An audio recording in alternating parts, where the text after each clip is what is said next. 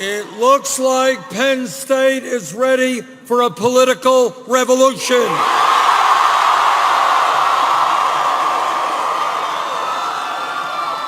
What a great turnout, and thank you all very much for being here. And let me thank Jacob Michael Ryan, Lauren Smith, and Sophia McLennan. Thank you so much for that introduction.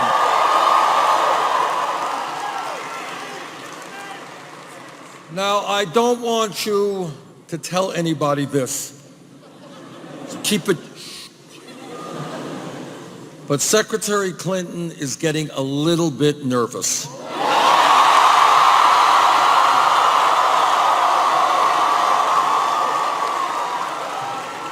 And she's getting nervous because we have won 7 out of the last 8 caucuses and primaries.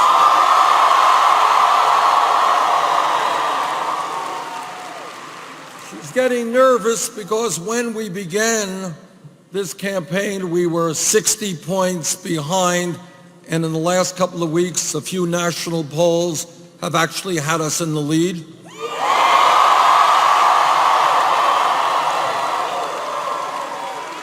And she's getting nervous because Democratic voters know that in virtually every national matchup general election poll, we beat Donald Trump by wider numbers than she does.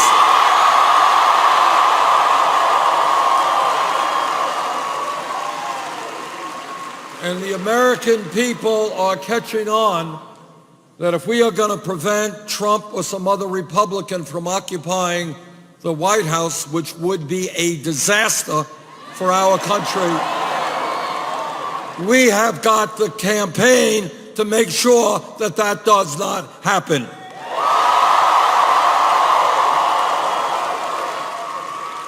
This is the campaign that has the energy, that has the enthusiasm, and that in November will create the kind of voter turnout that will not only allow us to retain the White House, but will regain the U.S. Senate, will do better in the House.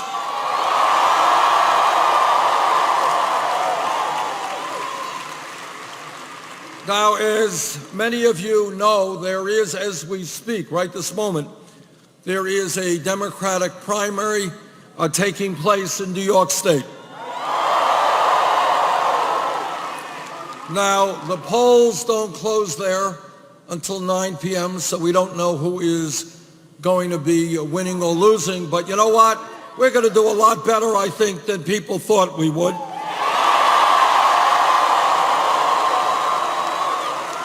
And I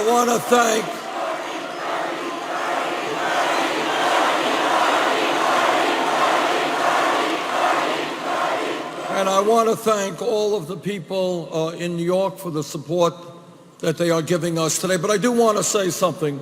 One of the themes of this campaign in Pennsylvania and every state that we have been to is the need to reinvigorate American democracy.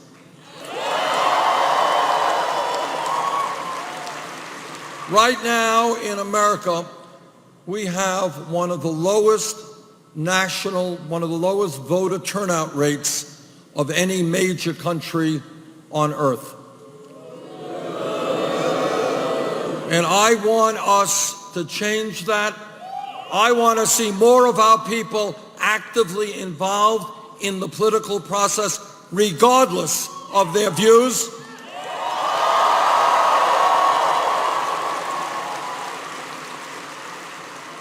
And in that regard, I would hope that in future primary elections in New York State, the officials there make some fundamental changes about how they do business. Today in New York State, if you can believe this, in New York State today, about 27% of the eligible voters in that state are unable to participate in the Democratic or Republican primaries because they have chosen to list themselves as independents. That's wrong. Almost 3 million people in that state cannot vote today. And that has got to change in future elections.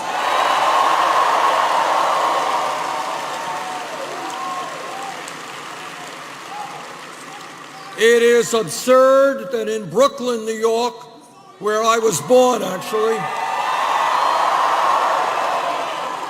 tens of thousands of people, as I understand it, have been purged from the voting rolls. It's a little bit crazy that in upstate New York, they opened the polls at 12 noon. What happens to people who get up early in the morning and have to go to work?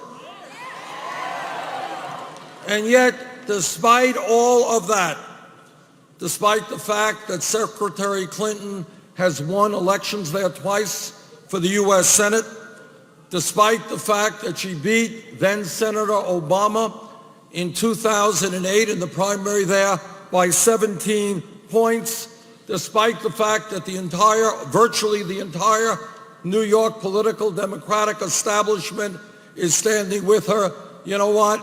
We're going to do just fine tonight in New York.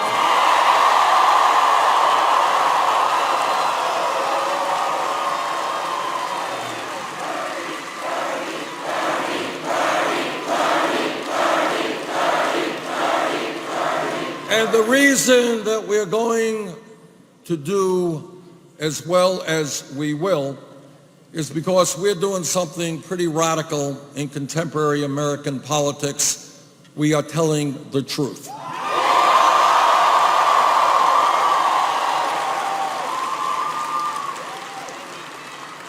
And the truth is, and people understand it, whether you're conservative, progressive, or moderate, is we have a corrupt campaign finance system which is undermining American democracy.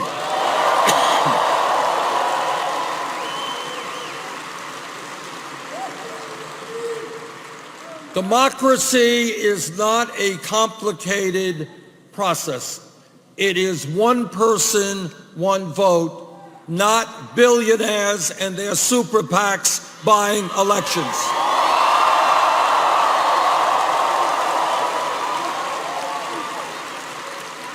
And when I talk about revitalizing American democracy, what it means is that if any of you are interested in running for office, no matter what your view may be, I want you to be able to stand up, fight for your points of view, and run for office without having to beg wealthy people for campaign contributions.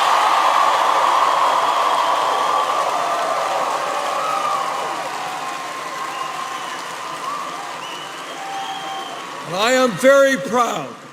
You know, when we talk about a political revolution and transforming America, we are already accomplishing that in terms of the way that our campaign is raising money.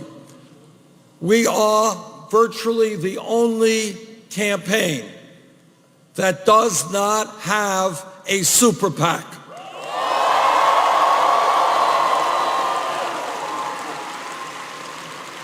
We made a decision early on that our campaign does not represent the billionaire class. We don't represent corporate America. We don't represent Wall Street. And we have chosen not to take their money.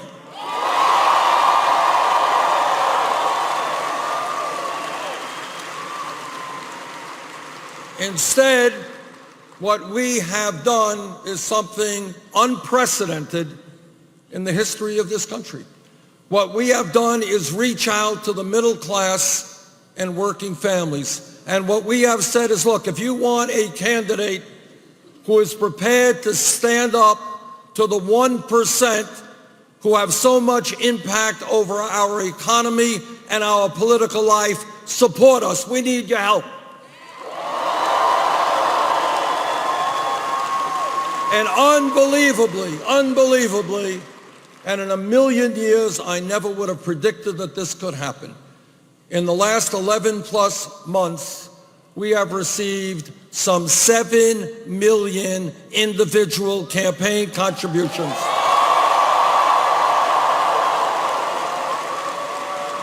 That is more campaign contributions than any candidate in the history of our country at this point in an election.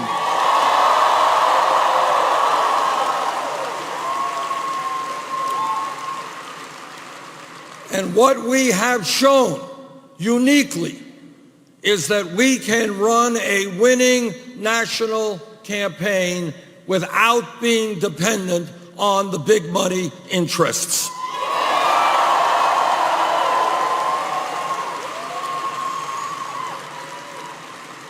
Anyone here know what the average campaign contribution is? That's right. It's absolutely right. $27. That's pretty good.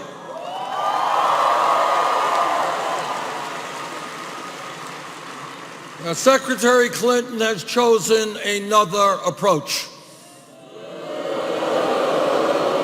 She has a number of super PACs, and in the last filing report, her major super PAC listed $25 million in special interest funding, including $15 million from Wall Street.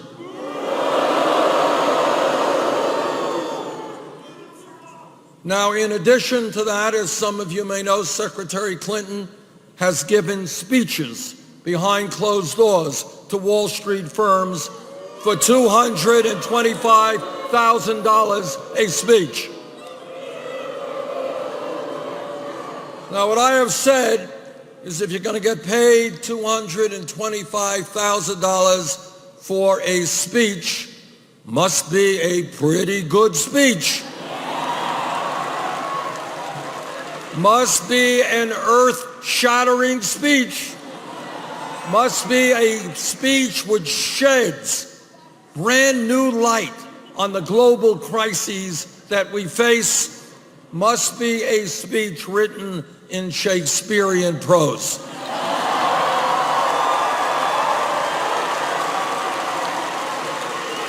I mean, I can't imagine anyone getting $2.25 for a speech if it's not that great.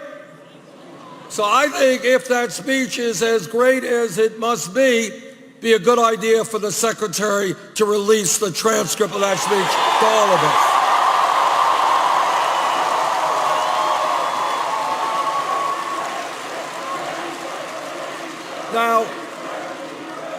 Now, Secretary Clinton has said, well, she will release those transcripts if other people do the same. All right, are you ready? Are you ready for a dramatic announcement? All right, this is an historical moment, so pay rapt attention. Tonight, I am announcing that I will release all of the transcripts of all of the speeches I have given to Wall Street.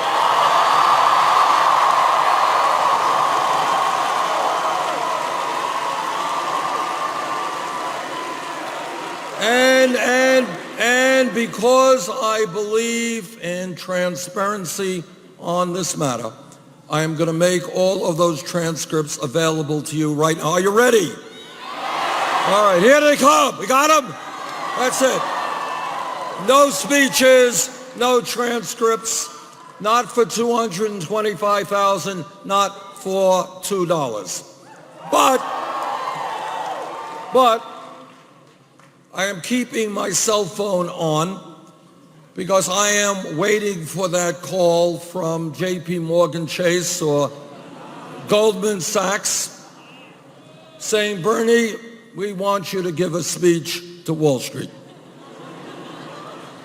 Now, I don't need $200,000, I don't need $2, but I would like to speak to Wall Street, and I will tell you why.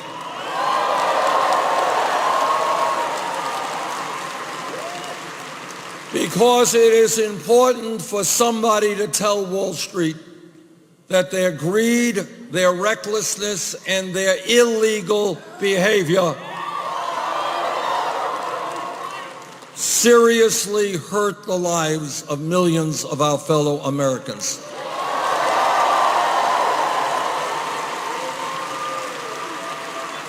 As a result of their actions, their illegal actions, millions of Americans lost their jobs, their homes, and their life savings, and many of those people have yet to recover. Now, the other point that I would like to make to Wall Street is when Congress, against my vote, bailed them out, when Congress bailed them out because the major banks were too big to fail, turns out that 3 out of the 4 largest banks today are bigger now than they were when we bailed them out because they were too big to fail.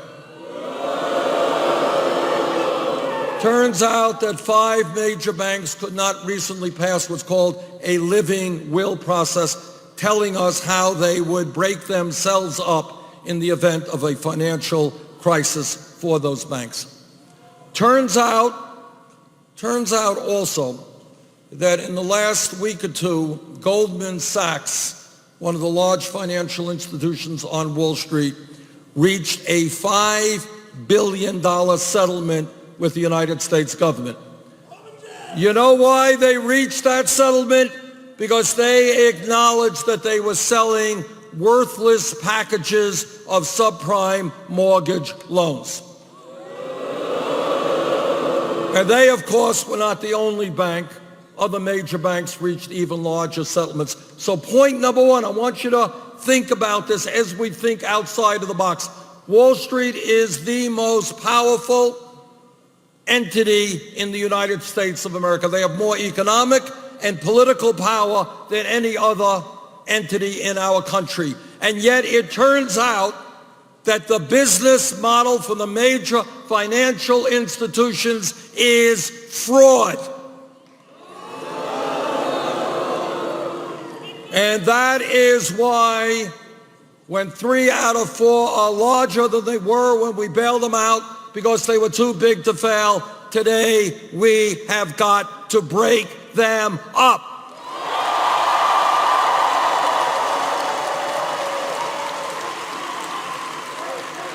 And here is another point that gets the American people very cynical and very angry. Some kid in Pennsylvania today gets picked up for possessing marijuana. That kid will have a criminal record for his entire life.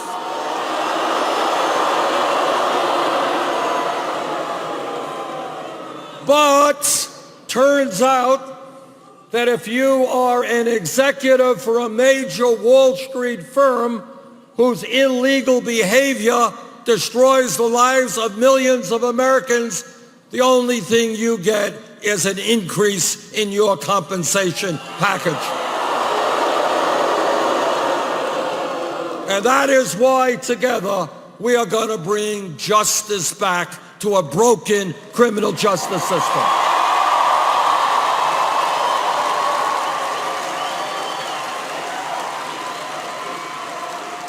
Now, I don't know, but maybe that's why they have not invited me to give that speech to Wall Street. Could be wrong. This campaign is doing as well as it is because we understand that not only do we have a corrupt campaign finance system, we have a rigged economy.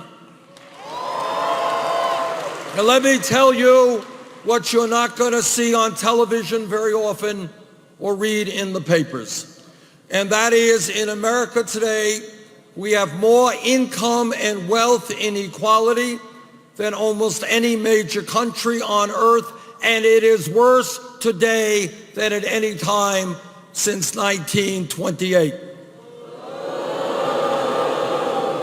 Now, I want you to think about it, because this campaign is about thinking outside of the box. It is about not accepting the status quo because it is the status quo, It is about challenging the status quo.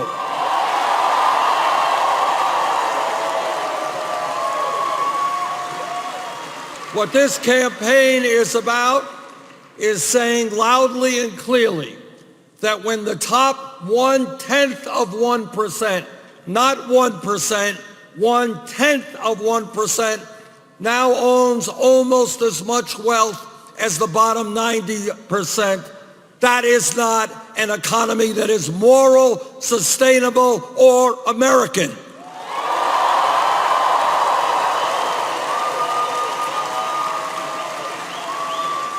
America should not be a nation in which the 20 wealthiest people, 20 people, have more wealth than the bottom 50% of our people, 150 million Americans. And let me explain what a rigged economy is about, because it's not just grotesque levels of income and wealth inequality. Today, the wealthiest family in America is the Walton family, who owns Walmart. Now, you're not going to see this on TV, but the fact is that Walmart is the largest private sector employer in this country, and the wages they pay their workers are so low that many of their employees are forced to go on food stamps or Medicaid. Who pays for those food stamps and Medicaid for Walmart employees? You do. That's what a rigged economy is about. You are subsidizing the wealthiest family in America. That is absurd.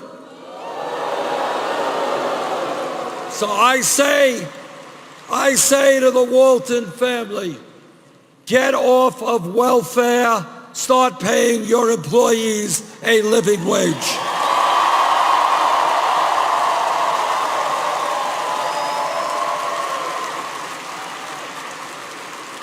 And when we talk about the economy, it is not just a very unfortunate and grotesque distribution of wealth. It has everything to do with income. Now, for the young people here, let me tell you something. You probably won't believe it, but Google it after you leave. Not now. Wait a few minutes. Check this one out. 40 years ago, before all of the technology and all of the robotics and all of the cell phones and all of the global economy, guess what? 40 years ago, one person in a family, in those days, most often a man, could work 40 hours a week and bring in enough income to take care of the whole family. Now, I know you don't believe me, but it's true. Today, after an explosion of worker productivity, an explosion of technology, in almost all families, mom is working, dad's working, and the kids are working, and they have less disposable income than the one earner did 40 years ago. And in fact, let me give you some news that together we are going to have to address. All right, young people, you ready for this? All right, buckle up, because we're going to change it. But if we don't transform this economy, the young generation of today, for the first time in the modern history of America, will have a lower standard of living than your parents. In other words, unless we turn around this economy, which together we will, we are looking at the end of the American dream, and we will not allow that to happen.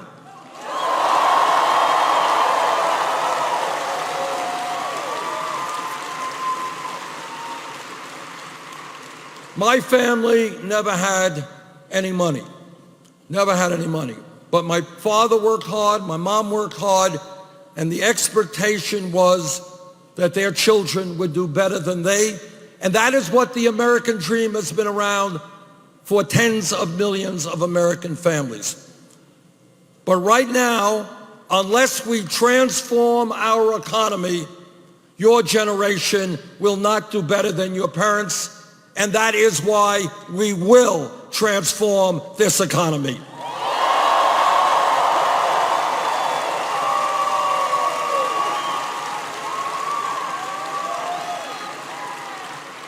But it is not just a corrupt campaign finance system we have to deal with. It is not just a rigged economy.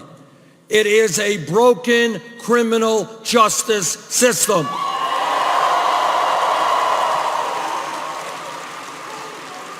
I hope all of you know that in America today, we have more people in jail than any other country on earth. 2.2 million people in jail. We're spending $80 billion a year locking them up. And that is why we need real reform in our criminal justice system. Today, youth unemployment is off the charts. African American youth unemployment for high school graduates is 51%. For Latinos, 36%. For white kids, 33%. Our job is to make certain that for our young people, we're going to invest in jobs and education, not jails and incarceration.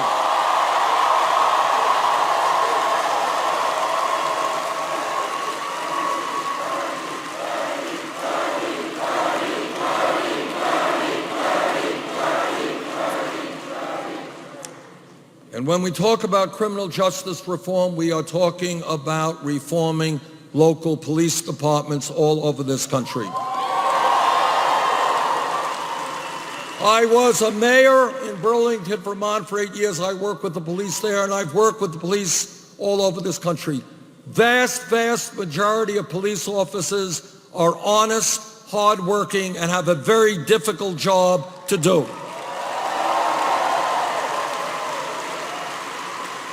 But like any other public official, when a police officer breaks the law, that officer must be held accountable.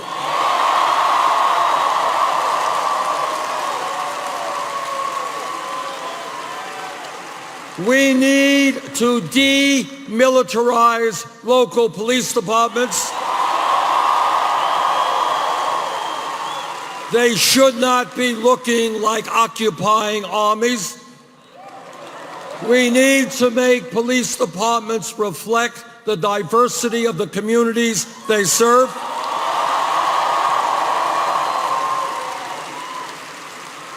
We need to make certain that every police officer in this country understands that lethal force is the last response, not the first response.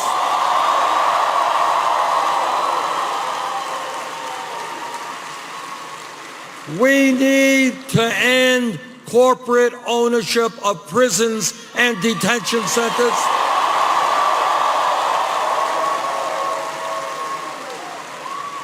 We need to rethink the so-called war on drugs.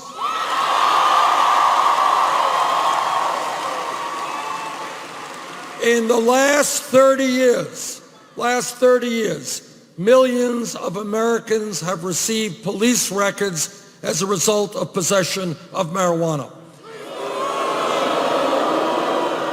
And many lives have been destroyed as a result, and this becomes a racial issue because it turns out that the black community and the white community do marijuana at about equal rates, but blacks are 4 times more likely to be arrested.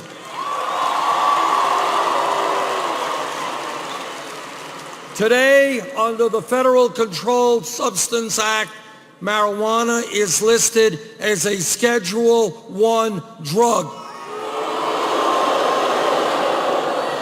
right alongside heroin. And that is why I believe we must take marijuana out of the Federal Controlled Substance Act.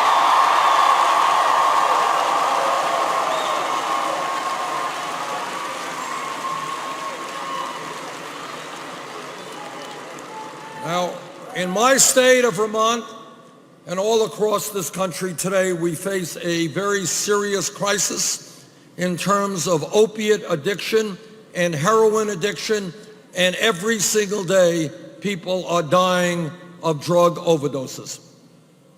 In my view, if we are going to be successful in addressing this issue, we need to understand that substance abuse and addiction is a health issue, not a criminal issue.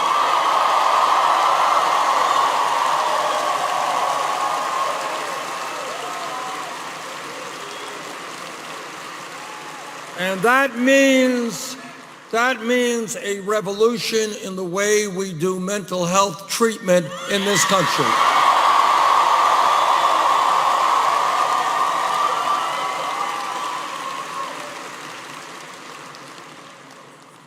And what that means is we have got to make mental health treatment available to people when they need it, not 6 months from now.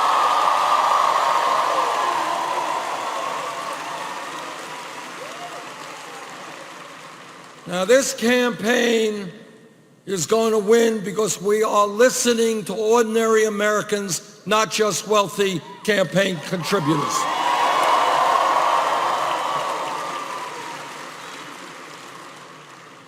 And what working people are telling me from one end of this country to the other is they can't make it on $8 or $9 an hour. We need to raise the minimum wage to a living wage.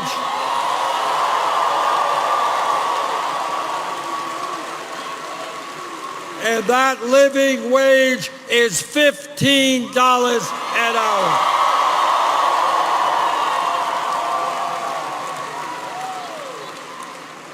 It is not a radical idea to suggest that if you work 40 hours a week in this country, you should not live in poverty.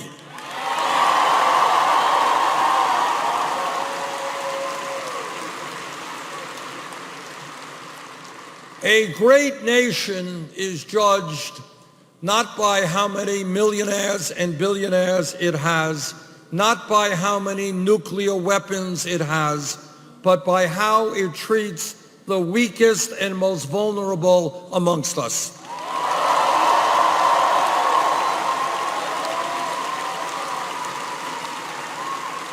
And right now, in Pennsylvania, and in Vermont, and across this country, we have millions of seniors, disabled veterans, and people with disabilities who are struggling to get by on $11,000, $12,000 a year Social Security. And you know what? You can't get by on $11,000, $12,000 a year Social Security. Now, Republicans, their response to this crisis in many respects is to say, okay, let's cut Social Security.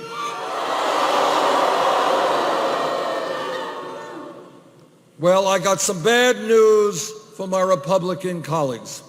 We're not going to cut Social Security. We're going to expand Social Security benefits.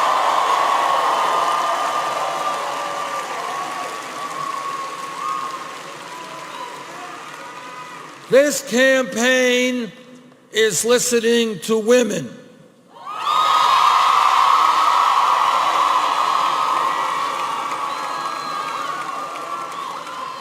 And women are telling me they are sick and tired of going to work and finding out they're making 79 cents on the dollar compared to men.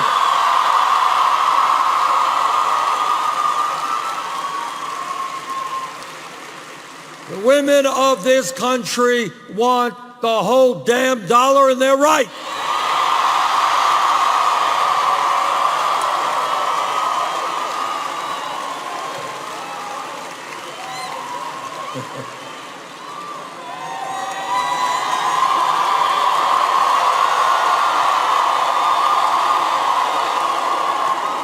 And I know that every man in this arena will stand with the women in the fight for pay equity.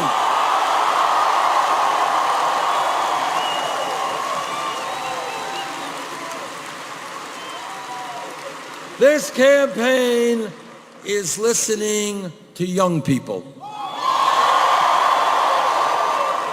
You know, when we began this campaign, the kind of punditry analysis was, well, young people, you know, they're not interested in government, they're not interested in politics, they're too busy with their video games or whatever else they do. Well, turns out not to be quite accurate.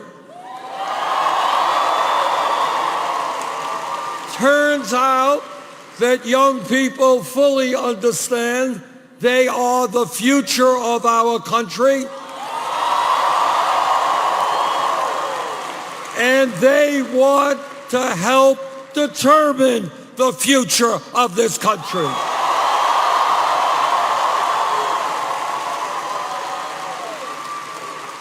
And wherever I go, young people ask me, they say, listen, our parents told us, go out and get a good education. Our teacher said, get all the education that you can. The whole community said, we are living in a competitive global economy. We need the best educated workforce in the world. Go out and get that education.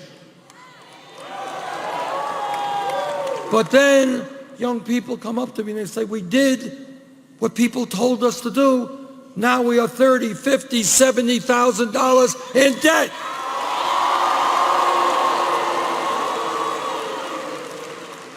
And the question is, why are we punishing millions of young people for doing exactly what we asked them to do?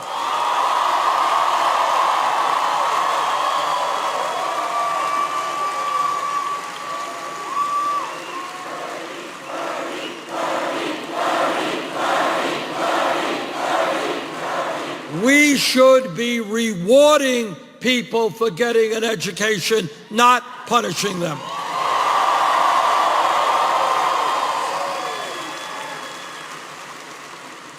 Now just think outside of the box for a moment.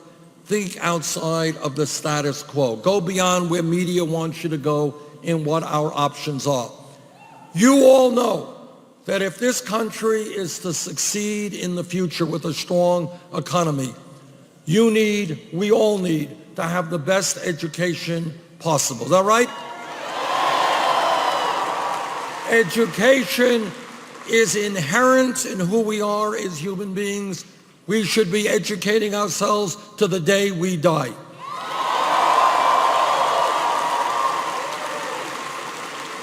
It is literally insane to be punishing millions of people, to saying to them, you're going to be paying off your student debt for decades because you got an education. Woman in my own state of Vermont, her dream was to go to medical school. She did. $300,000 in debt.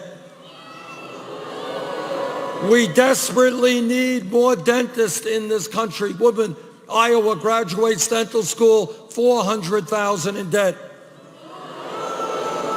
Talk to a guy in Nevada, 55 years of age. He's been paying off his student debt for 25 years. He's more in debt today than he was when he took out the damn debt.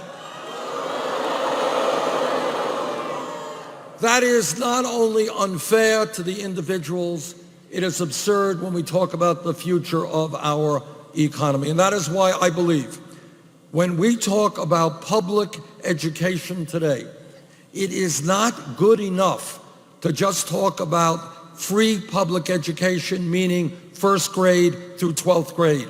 The world has changed. The economy has changed. People need more education now than they did 30, 50 years ago.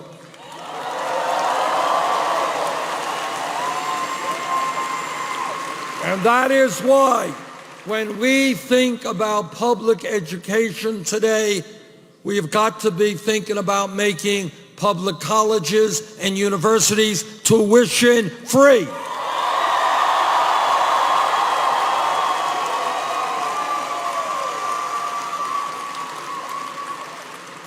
And with millions of people being crushed by high levels of student debt, we have got to reduce that debt significantly.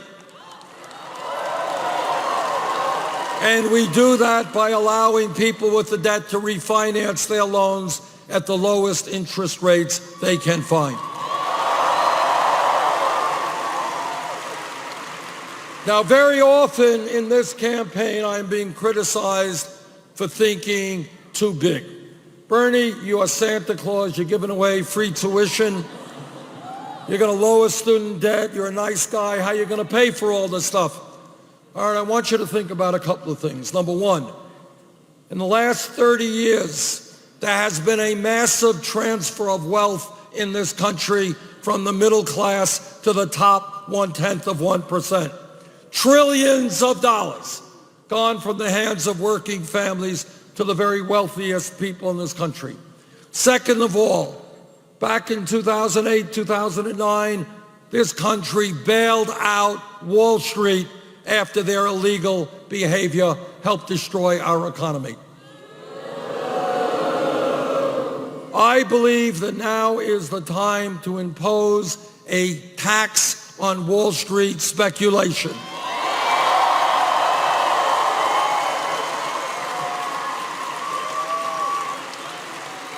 If we could bail out Wall Street, now it is Wall Street's time to help the middle class. And if we do that, we're going to bring in more than enough money to make public college and universities tuition free and lower student debt.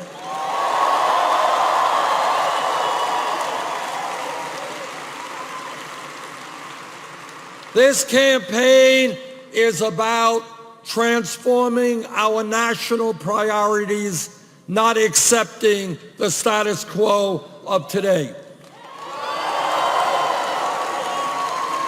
This campaign is listening to the African American community.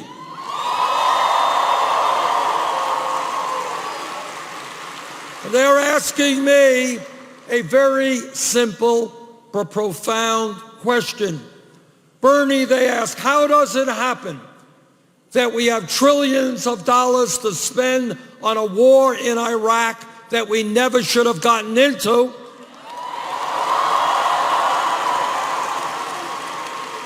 But somehow we seem not to have enough money to rebuild our crumbling inner cities.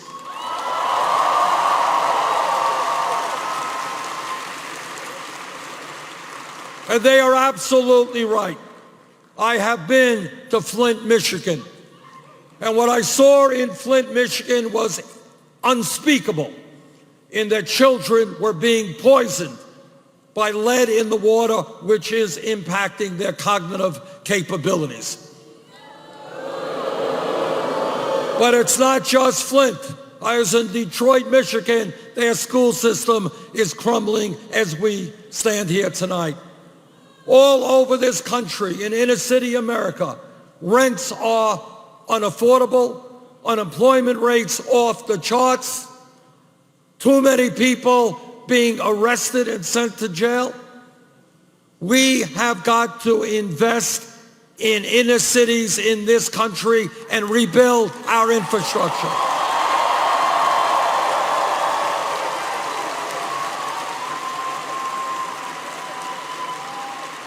If we can rebuild the infrastructure in Iraq and Afghanistan, we damn well can rebuild the infrastructure in America.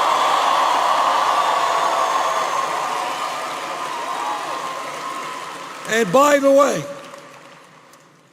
when we rebuild our inner cities, when we rebuild our roads and our bridges and our water systems and our wastewater plants and our rail system and our airports, we make America safer, stronger, and we create 13 million decent-paying jobs.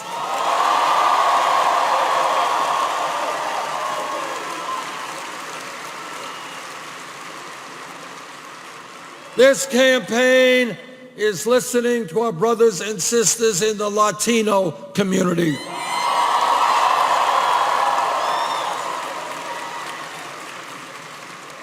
Today, we've got 11 million undocumented people in this country, and many of them are being exploited every day because when you don't have a legal right, your employer can do anything he wants to you. And that is why, together, we are going to pass comprehensive immigration reform and a path towards citizenship.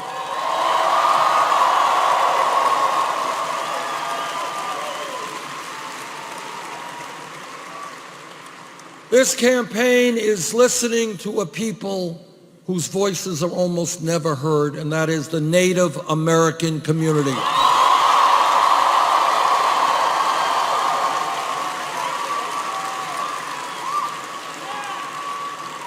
From before this country became a country, when the first settlers came here, the Native American people were lied to, they were cheated, and treaties negotiated were broken. We as a people owe the Native American community more than we can ever repay.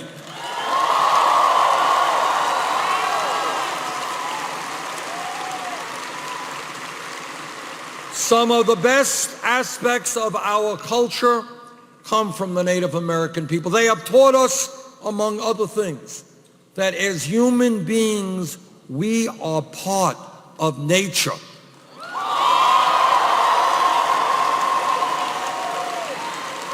That we have got to live with nature, not destroy nature.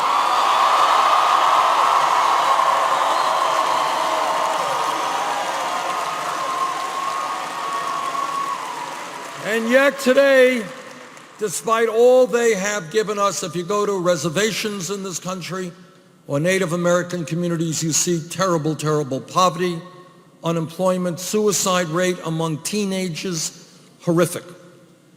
If elected president, we will change our government's relationship to the Native American people.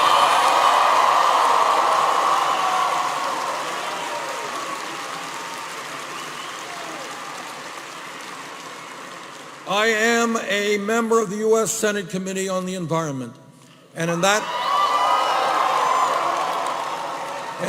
respect, I have met with scientists all over our country, scientists all over the world, and here is the simple truth. Climate change is real. Climate change is caused by human activity. And it is already doing devastating harm to our country and much of the world. And here is the other truth, a scary truth, but a truth nonetheless. And that is what the scientists are telling us is that we have a very short window of opportunity to transform our energy system away from fossil fuel to energy efficiency and sustainable energies.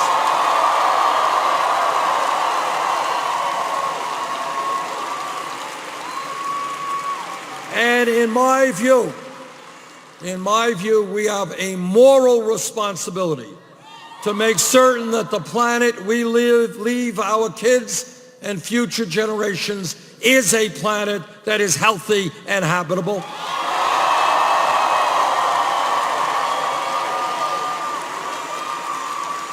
And what that means politically is that we have got to stand together and take on the fossil fuel industry and tell them that their short-term profits are not more important than the future of our planet.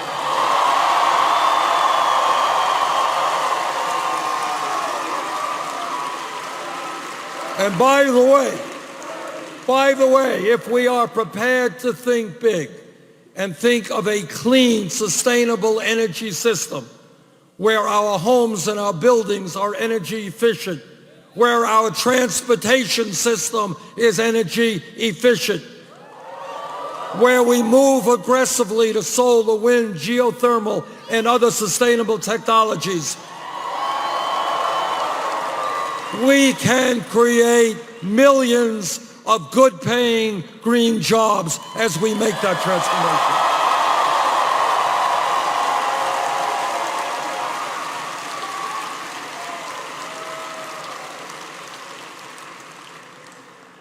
Let me repeat now what I have been criticized for saying on many occasions, so let me be crystal clear and say it again. And that is, it is my view that health care is a right of all people, not a privilege.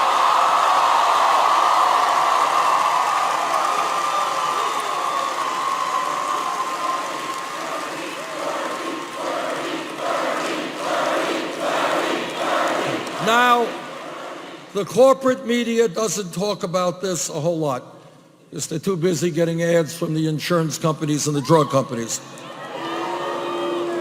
So let me tell you what you may not see on TV, and that is we are the only major country on earth that does not guarantee health care to all people as a right.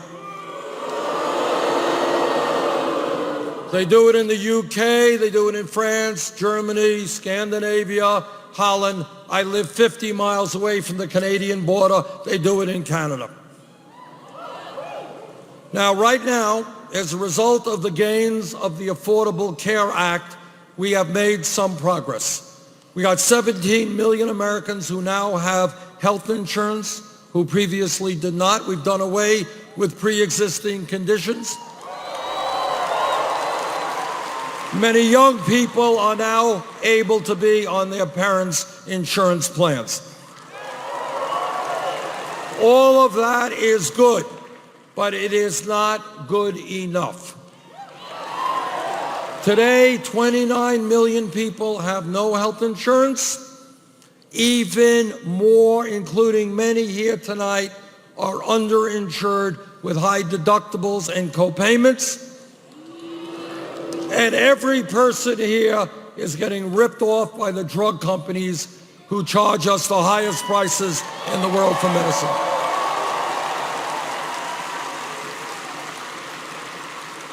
And despite all of that, we end up spending much more per capita on health care than do the people of any other major country. In my view, and this is thinking outside of the box, but it's envisaging a new America. In my view, we need to pass a Medicare for all single-payer program.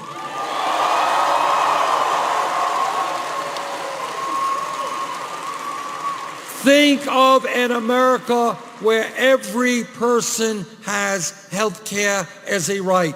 Think of an America where you can quit your job and go out and start your own business and not worry about having health insurance.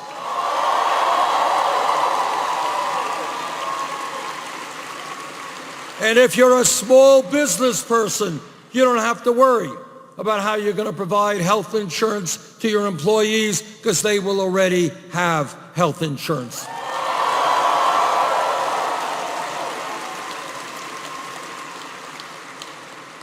Everybody here understands that what American history has been about is the understanding that real change never takes place from the top on down, always from the bottom on up.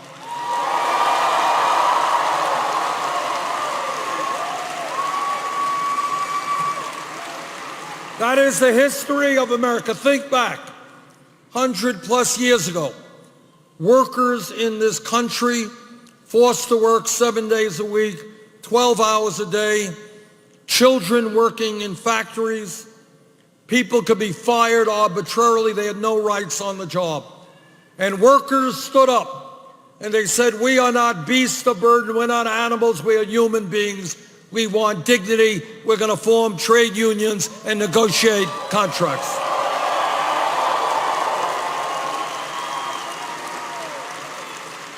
Think back several hundred years ago. within the abomination of slavery, African Americans and their allies said, we will struggle for as long as it takes to end racism and segregation and bigotry in the United States of America.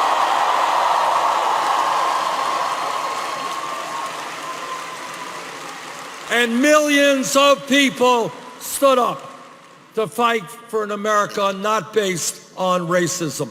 Think about 100 years ago, not a long time from an historical perspective. 100 years ago today, women did not have the right to vote, could not get the education they wanted, could not do the work they wanted. But women stood up.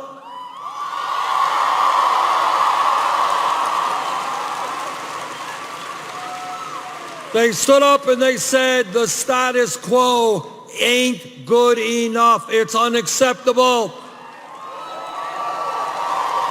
And women and their male allies said that in America, women will not be second-class citizens.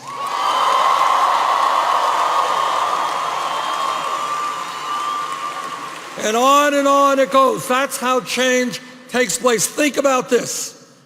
If we were in this room 10 years ago, which is no time at all from an historical perspective, 10 years ago, and somebody here jumps up and says, you know, Bernie, I think that gay marriage will be made legal in this country in 50 states by the year 2015. Do you know what the person next to her would have said? Would have said, you're crazy. You're thinking too big. It can't happen. But what happened is the gay community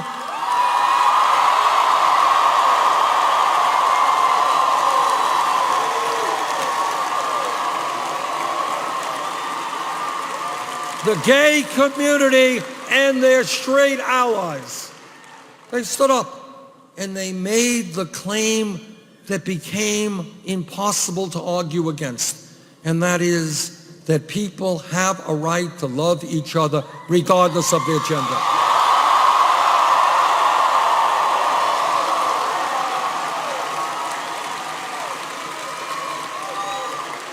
That is how change takes place, always takes place, when people stand up and reject the status quo and come together. Give you one more example. 5 years ago. If we were in this room 5 years ago and somebody jumps up and says, Bernie, you know, this $7.25 an hour minimum wage, it's an outrage. People can't live on it. We got to raise that minimum wage to $15 an hour. Person next to him would have said, $15 an hour? You want to more than double the minimum wage? You're nuts. You're thinking too big. You're too radical. Maybe $8, maybe $10. You can't go to $15 an hour. But you know what happened? Workers in the fast food industry, in McDonald's and Burger King and Wendy's, they went out on strike.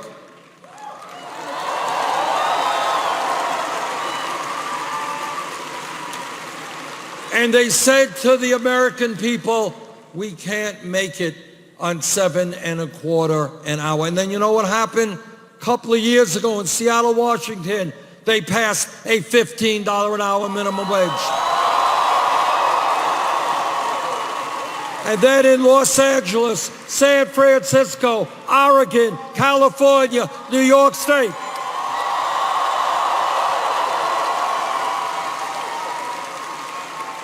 Here is my point. The major crisis we face are not the crises themselves. It is the belief told us every single day by the establishment, by the media, by Congress, you can't make change. This is the status quo, this is the way it is, and this is the way it always will be. Doesn't matter what you believe. And that is what this campaign is challenging.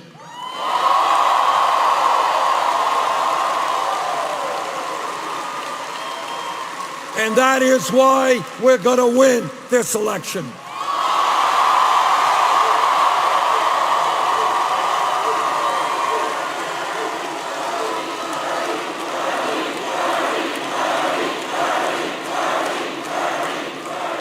Because change takes place when people look around them and say, whoa, what is going on? This is just not acceptable. And that is what's happening in America today. People all over this country are beginning to see that the grotesque level of income and wealth inequality, where almost all new income and wealth is going to the top 1%, unacceptable. People are beginning to see that it is absurd that we are the only major country on earth not to provide paid family and medical leave. People are asking, how come every other major country on earth can somehow provide health care to all of their people, but we can't do it? Unacceptable. People are asking, how does it happen? Why does it happen that our infrastructure continues to crumble? Why does it happen that we have the highest rate of childhood poverty of almost any major country on earth? Why do we have a corrupt campaign finance system that allows billionaires to buy election? Why do we have more people in jail than any other country on earth? Why are kids graduating school $30,000, $50,000 in debt? Those are the questions that people are beginning to ask.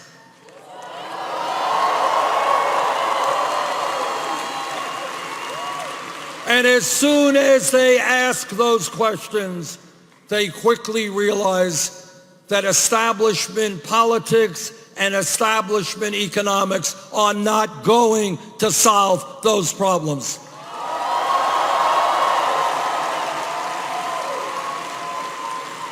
I am the only candidate for president to tell you a simple truth, and that is that no president, not Bernie Sanders or anybody else, can solve these crises alone. We need millions of people, including many people who have given up on the political process, who have turned away from the process in disgust. We need them back into the system to reclaim American democracy.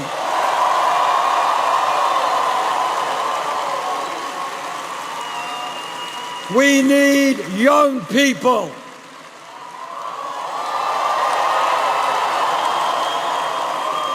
Many of whom may never have voted yet in their lives, to say, excuse me, the decisions you are making now are going to impact me and my kids for the next many, many decades. You better listen to what we have to say.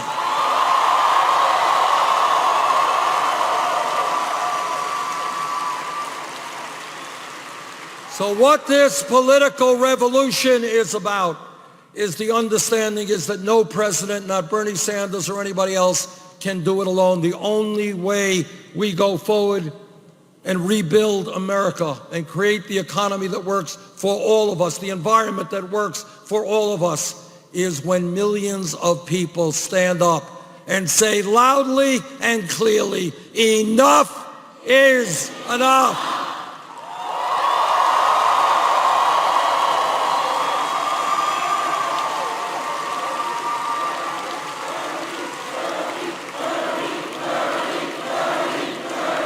And if we do not allow the Donald Trumps of the world to divide us up, if we all understand that our strength is in our diversity,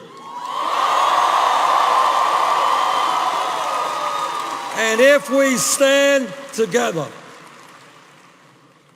and if we demand a government that represents all of us and not just the 1%, when we stand together, there is nothing that we cannot accomplish.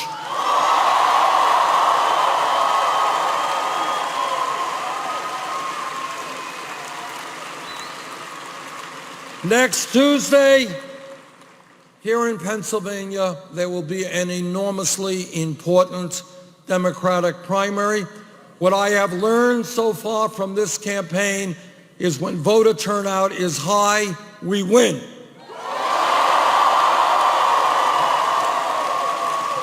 When voter turnout is low, we lose. So next Tuesday, let us have the highest voter turnout in Pennsylvania history.